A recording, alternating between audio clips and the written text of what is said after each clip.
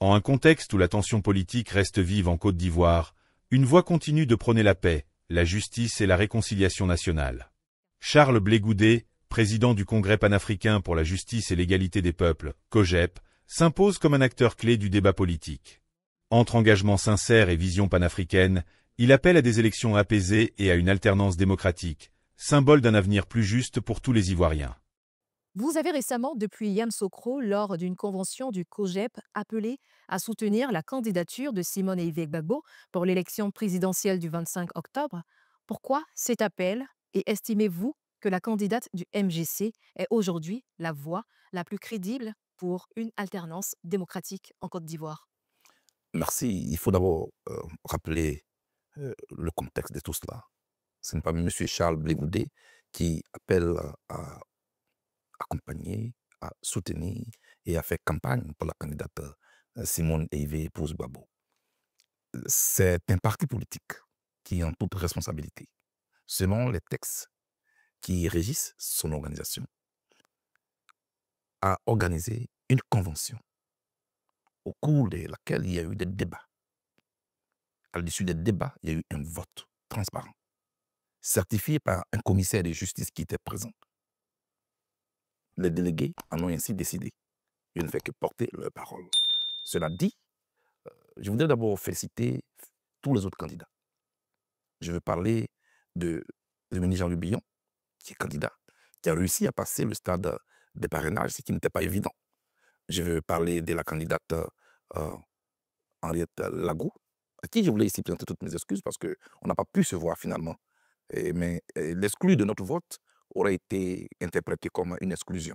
Cela ne veut pas dire que le COJEP la porte en haine ou qu'elle n'est pas capable de diriger la Côte d'Ivoire. Je parle du ministre Domelo, qui a eu aussi des voix. Pour revenir à la candidate dont je dois maintenant parler, je pense qu'elle est capable. Simone Veil Gbagbo, elle a du vécu. Mais elle a du vécu politique. Elle a de l'expérience. Elle a du charisme. Elle a un leadership qui impacte en Côte d'Ivoire. D'accord? Je pense que à partir du 25 octobre prochain, au soir, après les élections, ce dont la Côte d'Ivoire, un pays qui a été traumatisé par des crises successives, ce dont ce pays a besoin et que ce peuple a besoin, ce n'est pas simplement un chef d'État, c'est d'une personnalité capable de rassembler les Ivoiriens, capable de se mettre au-dessus des clivages pour penser les plaies, pour écouter la voix de ceux qu'on n'entend pas et qui souffrent dans le silence. Elle en est capable. Vous n'êtes pas candidat à cette présidentielle, mais votre influence reste manifeste sur les scènes politiques ivoiriennes. Comment vivez-vous cette situation d'acteur politique majeur sans possibilité de concourir à la magistrature suprême? D'abord, c'est une injustice que je dénonce sur ce plateau. Quand je jette le regard dans le rétroviseur pour convoquer les raisons qui ont conduit à ma radiation de la liste électorale, souvent, plusieurs sentiments me traversent le cœur. Pourquoi? Pourquoi alors que le gouvernement de mon pays m'a transféré à la Cour pénale internationale? Parce que, dit-il, les tribunaux de mon pays en son temps n'étaient pas prêts et qu'on finit de me juger. Et puis, pour les mêmes faits, on me condamne ici. J'ai entamé tout ce qu'il y avait comme recours, cela a été rejeté. C'est derrière nous. C'est une frustration. Mais cela aussi challenge ma capacité à dépasser mon ego. Entre Charles Blé Goudé et la Côte d'Ivoire de l'autre côté, mon choix est clair. Je choisis la Côte d'Ivoire. C'est pourquoi vous me voyez, toujours le sourire aux lèvres. Mais derrière ce sourire se cachent des maîtres sûrs. Derrière ce sourire se cachent des blessures, une amertume. Mais en même temps, il faut que je sois capable de me lever pour dépasser tout cela. C'est pourquoi je suis sur le terrain. Je soutiens les autres. Je soutiens surtout la Côte d'Ivoire, au-delà de ma personne. J'ai posé une question à Daoukro, ville natale de l'ancien président, père son nom, Aliko Nambédi, le dernier jour d'hommage devant des personnalités, impactées des personnalités. Quand j'ai pris la parole, j'ai posé une question. À quoi sommes-nous prêts à renoncer pour la Côte d'Ivoire? Tout le monde a applaudi. Mais est-ce que tout le monde m'avait compris? Au vu de ce que j'observe depuis un moment, on n'avait pas compris. Moi, juste entendu. Moi, je renonce. Je renonce à quoi? Je renonce à mon ego. et j'accompagne les autres. Parce que ce que nous cherchons ici, ce n'est pas des messies que nous cherchons. Nous cherchons qui est capable de porter notre projet, notre cause. Dites-moi, Simone Veil-Gbagbo n'est-elle pas légitime pour porter notre cause? Elle l'est. C'est pourquoi je l'accompagne. On aurait choisi n'importe qui, je l'aurais accompagné. Vous plaidez pour des élections apaisées. Quelles garanties devraient être réunies pour ce scrutin de ce 25 octobre, libre, transparent et accepté par tous? Madame, quand un avion tombe qui fait un crash, la première des choses, quand on finit bien sûr de dénombrer les morts, les blessés, s'il y en a ensuite sur son ceux, on cherche la boîte noire. Pourquoi? Parce qu'elle contient toutes les informations. On les analyse, on détermine la cause du crash pour ne plus que jamais un autre appareil volant puisse faire un crash pour la même cause. Quand je ramène cela à la Côte d'Ivoire, quelle est la cause des crises que nous avons vécues tout dernièrement? A-t-on cherché la boîte noire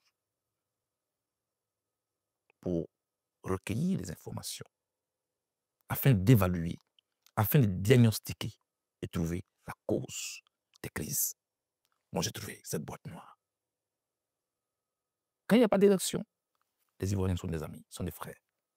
Dès qu'on parle d'élection, vous ne pouvez plus les reconnaître.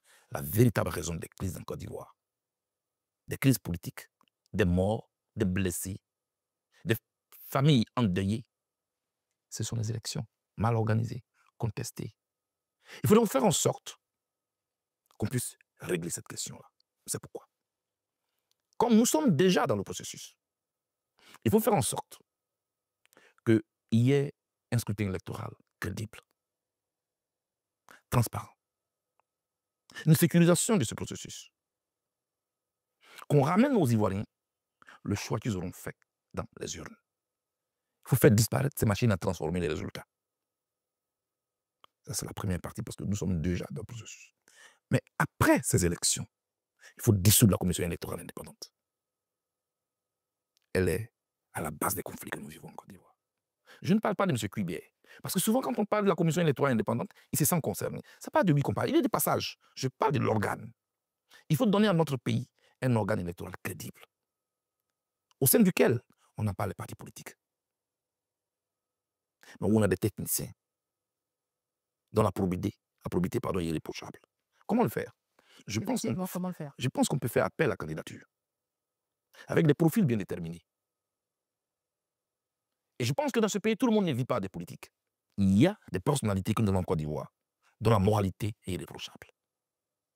On peut réussir pour tourner cette page. Parce que cette série sous cette forme-là nous rappelle toujours les pages tristes des différentes crises que nous avons vécues. Il faut tourner cette page. Merci. L'unité de l'opposition est souvent évoquée comme une condition de victoire. Quel obstacle persiste encore à cette union et comment le COJEP entend-il y contribuer concrètement? On a un problème en Côte d'Ivoire. Les gens s'aiment trop. Les différents leaders, ils s'aiment trop pour aimer la Côte d'Ivoire. C'est-à-dire? Vous avez compris ce que je dis? Ils s'aiment trop pour aimer la Côte d'Ivoire. Quand on s'aime trop, on cède rarement. Mais quand on essaie de mettre au-dessus de soi-même l'intérêt national, on peut dire, OK, si je ne le fais pas, quelqu'un d'autre peut le faire. La politique a ceci de particulier, que c'est une course de relais. À un moment donné, vous passez le bâton à quelqu'un d'autre. Pas parce qu'il est plus fort que vous. Mais peut-être qu'en ce moment où vous devez passer le relais, vous n'avez plus toutes vos capacités. Et que lui peut réussir à faire le pas suivant pour faire gagner l'équipe. C'est ma conception de la politique. C'est une question d'équipe, de complémentarité, de conjugaison des compétences.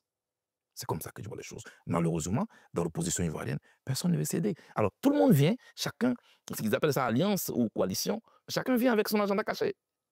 En venant, chacun se dit, OK, certainement que je peux me servir de lui, comme marchepied pour avancer. Et quand vous résistez, ils vont dire, vous êtes un traître. Est-ce que vous faites allusion au CAPSI? À la classe politique, il n'y a rien. Pas forcément au CAPSI, à tous. C'est-à-dire, quand on dit, venez, on va se mettre ensemble, c'est que chacun a juste son petit agenda. Et quand vous refusez de les accompagner, tout de suite, ils se braquent contre vous. Pourquoi? Parce que les idées ne sont pas mises en avant. Et moi, j'ai un problème avec ça.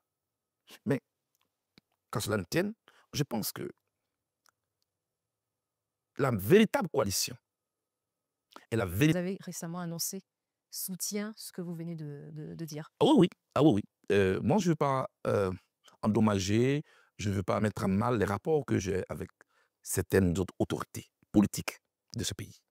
Il y a des années que je respecte, avec qui j'ai passé des bons moments, des moments aussi difficiles. Difficiles en ce sens qu'on a eu des moments de peur, des moments d'inquiétude, des préoccupations, parce qu'on voulait réussir quelque chose ensemble. Je veux garder le meilleur. Il faut savoir quitter la table avant qu'elle ne soit desservie. Pour avoir le plaisir de se retrouver, il faut savoir se quitter. Parce qu'on peut se retrouver dans la vie, dans d'autres circonstances. Donc, avec mes amis, on a pris la décision, non seulement parce qu'on va en campagne, mais surtout parce qu'on veut se retirer. C'est mieux. Et on pourrait se retrouver ailleurs plus tard, peut-être sur d'autres plateformes, mais je ne sais pas. Mais pour le moment, nous allons en campagne pour Dr Simone Veil Gbagbo. Donc, parlant d'unité de l'opposition, moi, je pense que la meilleure alliance, c'est avec le peuple. Qu'est-ce qu'on porte comme projet pour ce peuple? Pour apporter des solutions, des réponses à ses besoins. Parce que ni plus ni moins, c'est pour ça que nous sommes en politique.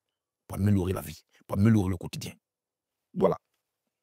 Votre discours, notamment, met l'accent sur la jeunesse. Quelle place souhaitez-vous lui accorder dans le champ politique et dans la reconstruction nationale? Ailleurs, la jeunesse est considérée comme un atout. Ici, c'est un problème.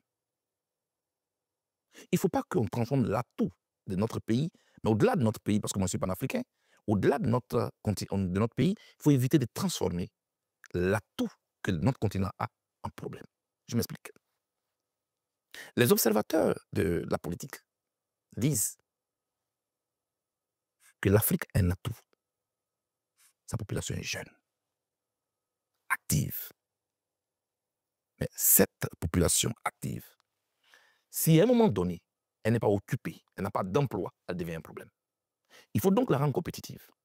Il faut faire en sorte qu'elle puisse faire une compétition avec le reste du monde par la formation. C'est par la formation qu'on transforme notre jeunesse et qu'on la rend utile à la société.